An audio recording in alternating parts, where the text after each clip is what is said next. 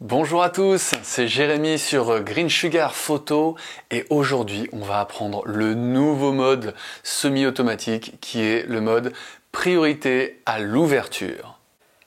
Alors avant de passer au mode priorité à l'ouverture, je tenais à vous rappeler que nous avions vu dans la précédente vidéo les paramètres de la priorité à la vitesse qui nous donnaient des notions sur donc du coup la vitesse, les ISO et la petite cellule d'exposition. Donc plutôt que de vous réexpliquer ça, je vous renvoie sur cette première vidéo si vous souhaitez approfondir vos connaissances.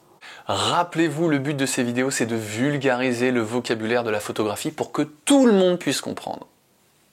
Alors maintenant, je vais vous expliquer ce qu'est l'ouverture. Votre objectif a une ouverture minimale et une ouverture maximale. Et comment sait-on quelle est l'ouverture minimale et maximale de mon objectif? Eh bien, lorsque vous regardez votre objectif, vous allez avoir marqué des petits paramètres qui sont le F. F1.4 pour le mien, pour mon objectif, c'est-à-dire que son ouverture est très grande. Plus le chiffre est petit, plus le chiffre se rapproche de 1, plus l'ouverture est très grande, plus il s'éloigne de 1, plus l'ouverture va être petite. Et oui, on a tendance à faire cette erreur. On a tendance à croire que plus je vais avoir un gros chiffre, plus l'ouverture va être grande, plus je vais avoir un petit chiffre, plus l'ouverture va être petite. Eh bien, pas du tout. Sur les objectifs, c'est l'inverse. Plus le chiffre sera petit, plus l'ouverture sera grande. Alors, ça va me servir à quoi de savoir que j'ai une grande ouverture et une petite ouverture? Eh bien, lorsque j'ai une grande ouverture, cela va donner énormément de flou autour de mon point ciblé qui, lui, va être net. Donc, plus je vais ouvrir, plus la zone autour de mon point net va être floue. Donc, plus je vais fermer, plus ma zone de netteté va s'agrandir. Alors, maintenant que nous avons vu à quoi servait l'ouverture, je vais vous montrer comment sélectionner le mode priorité à l'ouverture sur votre appareil et je vais vous expliquer à quoi cela sert.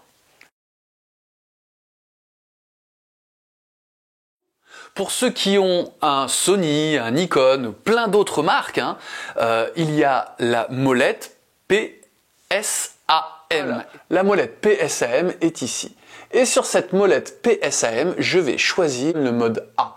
C'est le mode priorité à l'ouverture. Si par contre, vous avez un appareil photo Nikon, il s'agit de la touche AV.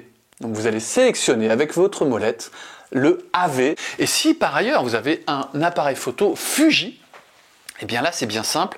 Vous allez conserver les molettes de gauche et droite sur le mode A, c'est-à-dire automatique, et il y a une bague en fait avec un A et avec l'ouverture sur votre Fuji qui va vous permettre de gérer de manière manuelle l'ouverture. Alors maintenant que nous savons comment choisir le mode priorité à l'ouverture, je vais vous expliquer à quoi cela sert. Eh bien tout simplement à gérer l'ouverture de votre objectif et l'appareil photo va gérer automatiquement le reste. Alors j'ai réglé de manière automatique mes ISO, je vous rappelle, j'appuie sur la touche ISO et je modifie avec la molette. Pour modifier mes ISO, je les ai sélectionnés sur ISO 200. Je vous renvoie sur la première vidéo pour vous expliquer comment faire. Ici, vous avez le F, il est en 1.4. Eh bien, ça, cela gère mon ouverture. J'ai une molette à l'avant de mon appareil photo qui me permet, en la tournant, de modifier mon ouverture. Et en fonction de la modification de mon ouverture, regardez, vous pouvez observer que cela modifie automatiquement ma vitesse. Voilà, la vitesse de déclenchement de mon appareil. Si vous voulez en savoir plus sur la vitesse de déclenchement, je vous invite à regarder cette première vidéo que j'avais faite. Et donc là, vous réglez directement votre ouverture. Donc si je suis en F1.4, je vais avoir une grande ouverture, donc beaucoup de flou. Si par contre je suis en F10, là par contre je ne vais pas avoir beaucoup de flou, voire très très peu, et je vais avoir surtout une zone très nette, très très nette. Et si je monte carrément en 16, alors là je n'ai plus aucun flou, tout est net. Donc ce mode priorité à l'ouverture va vraiment gérer pour moi le paramètre artistique de ma photo, c'est-à-dire si je veux avoir beaucoup de flou ou peu de flou. Voilà.